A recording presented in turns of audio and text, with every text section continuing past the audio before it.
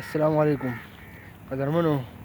یو داسې ځای ته راغلی یم چې هلته کې خان، نواب، ملک، ارباب، بدماش او غریب نه غریب کس او فقیر، ملنګ، ټول چې کوم دی هغه یو شانته دي.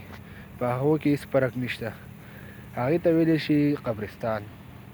قدرمنو، دا زموږ او ستاسو د ټولو چې کوم ده اخري ارامګاه ده. دې لپاره چې کوم دی تیاری کول دي، دې لپاره چې کوم دی په دنیا کې ښه عمل کول دي، ښه نیک اعمال، ښه اخلاق استعمالول دي، د نبي علیه السلام په طریقو باندې خپله زندګي تېرول دي. نو انشاءالله چې دلته کې به چې کوم دی موږ ته زندګي تېرول بیا هغه اسان وي.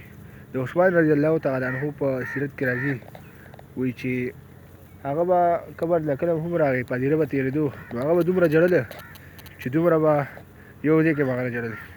صحابو به ترېنه تپوس وکړو چې ولې دومره ژاړې؟ ته یو ځای کې به نبي علیه السلام به د جنت او د دوزخ خبرې کولې، تا به نه ژړل، خو چې هدیرې ته راشي ته ډېر زیات ژاړې. عثمان رضی الله تعالی عنه به ورته وویل چې دا د مؤمن دپاره بلکې د هر انسان دپاره اولنی امتحان ځای دی. مطلب دا به چې کوم دی د جهنم د کندو نه یوه کنده او د جنت د باغونو نه یوه باغچه ده. که په دې کې کوم انسان کامیاب شو، هغه همیشه کامیاب دی، او کوم انسان ناکام شو، نو هغه همیشه ناکام دی. قدرمنو، د ویډیو مقصد دا دی چې تاسو ته دا ځای وښیم، ستاسو اصلاح وشي، او دنیا نه هېڅ هم نه جوړېږي. څومره دنیا به راجمع کړي، خو اخره کې به هم د دې دنیا نه تږي.